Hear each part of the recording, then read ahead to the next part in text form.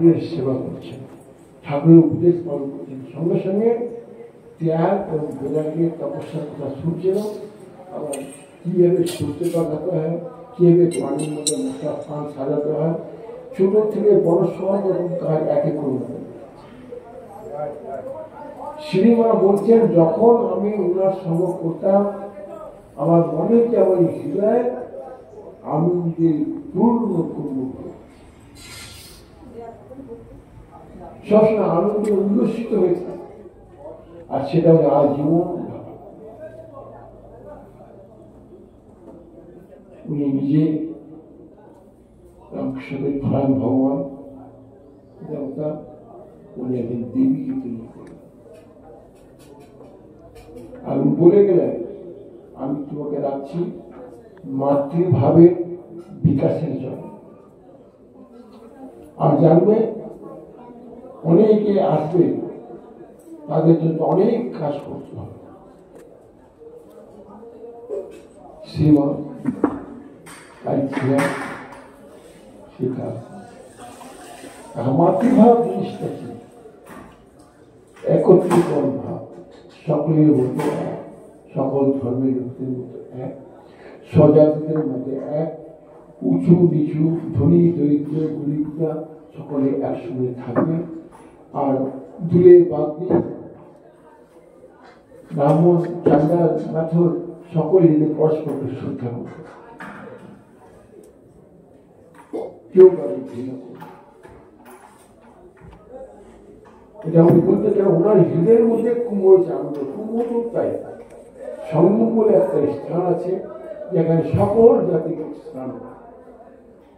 এখন ব্রহ্মজ্ঞ পুরুষ ব্রহ্মলীন মানুষ আমি দেখলাম, সে রথে করে গেল, সঙ্গমের তীরবর্তী স্থানকে খরচ পবিত্র মনে করে রথ থেকে নামলেন, সেখানে মাটিকে মাথায় ঠেকালেন, চলে নদীতে স্নান করতে।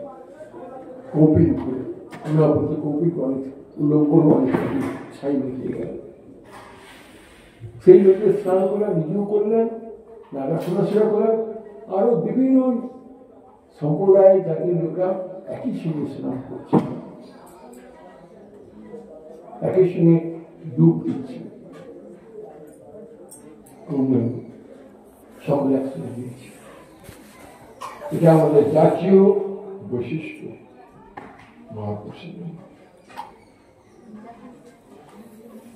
জাতীয় বৈশিষ্ট্য। রামকৃষ্ণদেব স্বয়ং কুম্ভ স্বামীজি বলে গেছেন, সেই কুম্ভ থেকে অমৃত পান করার মার মধ্যে সেই হৃদয় বলে সবসময় আনন্দের পূর্ণ কুম্ভ, আমার হৃদয় সবসময় ভরে আছে। আমি অনেক সময় দক্ষিণেশ্বরে থাকতাম, রামকৃষ্ণকে দেখতে পেতাম না। কিভাবে দেখতে পেতাম না? আগে এখন তো ইটের প্রাচীন হয়, তখন পাটকাঠি আমরা দেখেছি কিনা জানি না, খড়ের কাঠি থাকে, ফুটো করে দেখতাম উনি কি কি কথা বলছেন, কি হয়ে বলছেন। সেই ফুটটাও অনেকে সেই ফুটোর কাছে ভক্ত দায়ী থাকতো, রামকৃষ্ণকে দেখতে কীর্তন করবেন, যে আমি ভাবতেন ওনাকে দেখার আমার কি সাধন, আমার কি সাধন, দুঃখ পেতেন না, সবসময় আনন্দেই থাকতেন।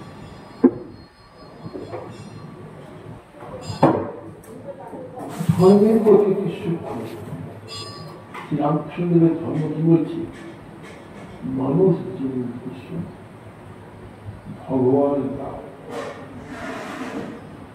ধর্ম আমাদের যোগাযোগ করে দেয় ভগবানের সঙ্গে, উনি বলছেন ভগবান লাভ কোনো কিছু যদি ভাবে কিভাবে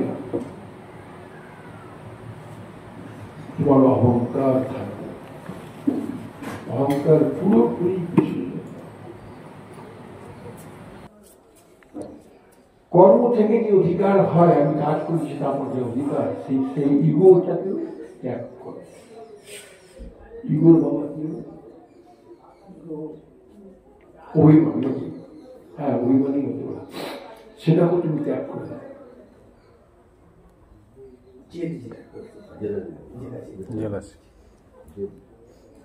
ওটা কিছুই থাকবে না, আর সকলকে ভালোবাসবে।